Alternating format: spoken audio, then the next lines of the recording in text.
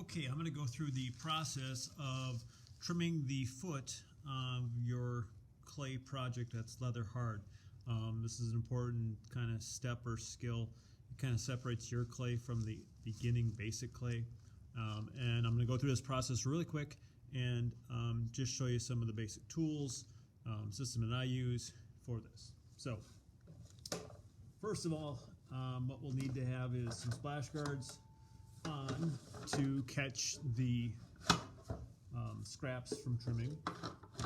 The next thing you will need to have is a leather hard clay project that is half dry, half wet. That's kind of in the middle. This has a very flat foot, which doesn't really appeal to me. It's very dense, very heavy, it's very thick at that point. What we're going to do is we're going to take that clay there, which is leather hard, and we're going to try to, like this here bisque fired project, we're going to try to put a ring around the foot, also known as footing, and just kind of lighten that clay so aesthetically it looks more pleasing than just having a really heavy, dense kind of bottom.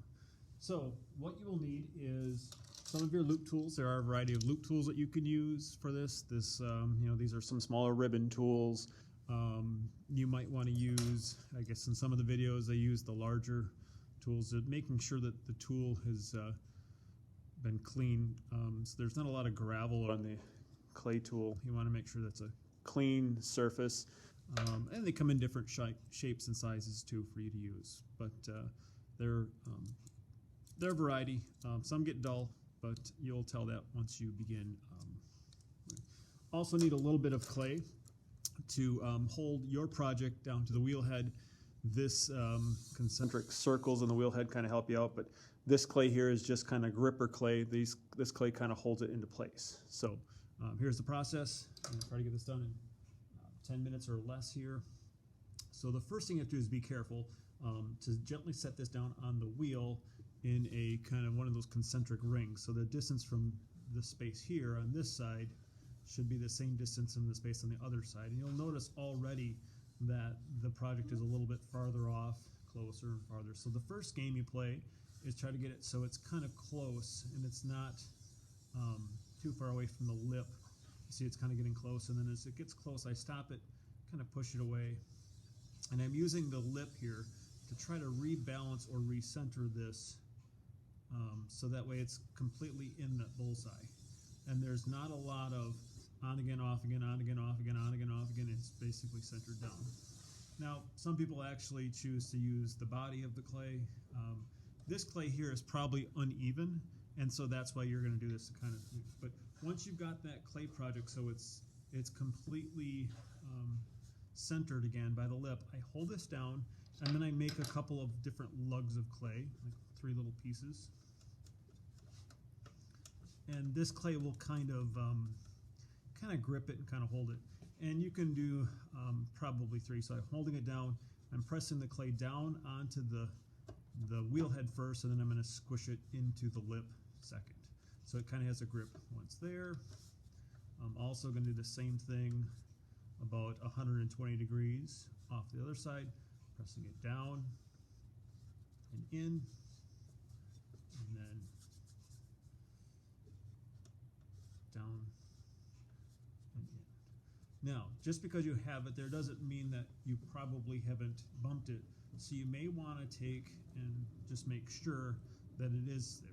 If it was still wobbling, what I would do is I would find one of these, I would try to push it away from that a little bit so there'd be a little bit of gap, and then I would just kind of smush it back in so it would kind of be closer to the other two. So there you go. That's the first task. Now the task could be to try to find the width of this as far as how wide this is from there to there, and is that going to work onto here. So what I usually do to start out with is to simply try my own concentric circles. Holding the tool with 2 hands, I'm leaning on my leg, and I'm going to just steady put a line on the clay floor right there, and the foot right here, and the foot right here, and the foot right here. So you can kind of see that which one of these rings do you think would fit from this one to this one? So you're kind of measuring. And I'm going to kind of see. It appears as though, I measure again here, from there to there. Yeah, that ring there is exactly the same size as this ring here. So all the extra clay has to go away. And we don't really need all that extra clay. There's a lot of clay missing here that exists right there. So now the fun begins, and it's kind of relaxing, is to simply select a tool and begin to, two hands, carve away that clay.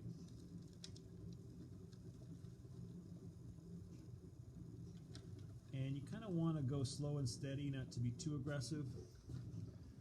And you can start on the outside. You can also start on the inside. And simply lighten up that clay surface.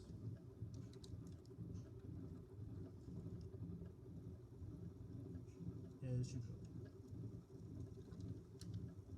I like this wheel, it makes that noise.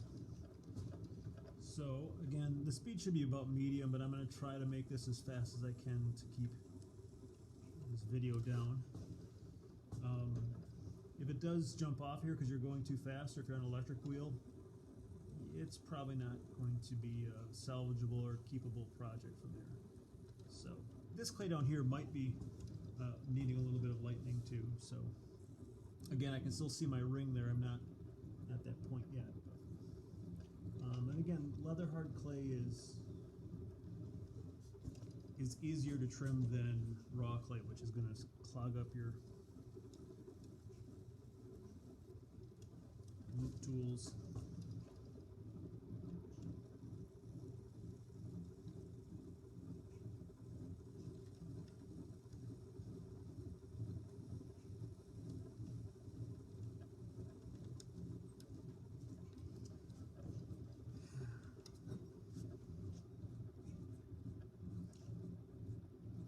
Yep, still have to go some more. This tool can reach a bit further.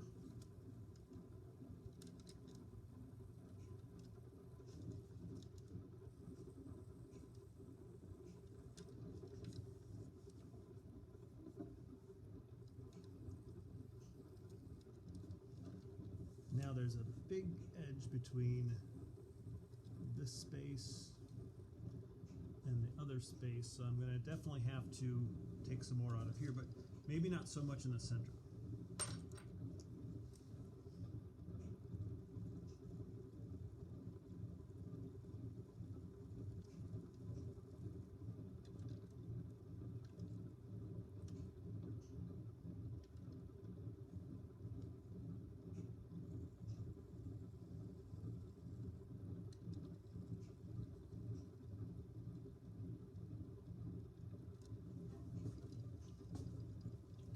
The extra clay goes into the splash guards, which then easily gets poured back into the green bone dry clay bucket or the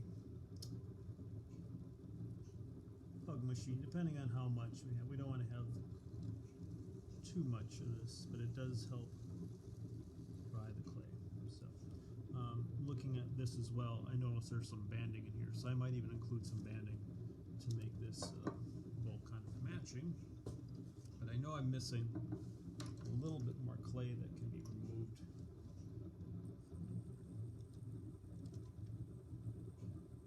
There we go.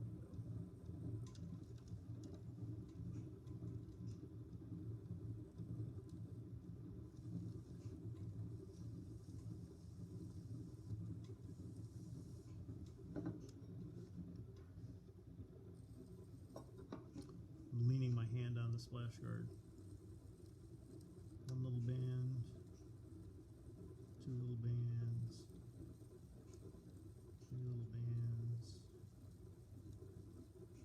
I think that's four. Looks pretty good.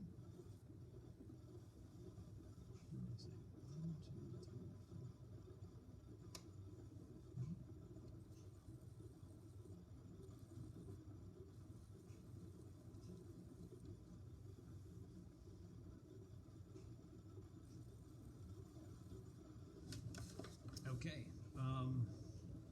last thing a lot of times they do is they just kind of take and smooth down the surfaces. I'm going to use like the smooth part of the handle, and that's just kind of steamrolling this area pretty smooth, so that way it's without even seeing,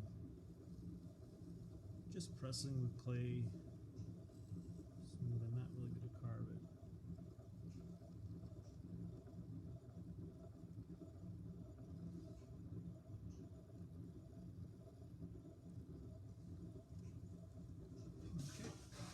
So that would be the process of trimming the foot. I can probably now take off my little grippers and take a look at them.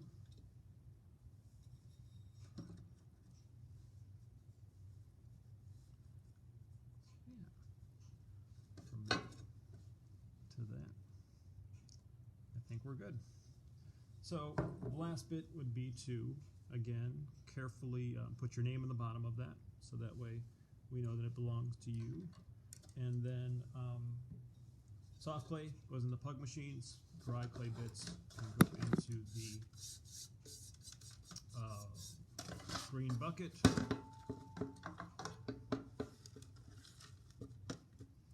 And all of your tools will go back where your tools come from.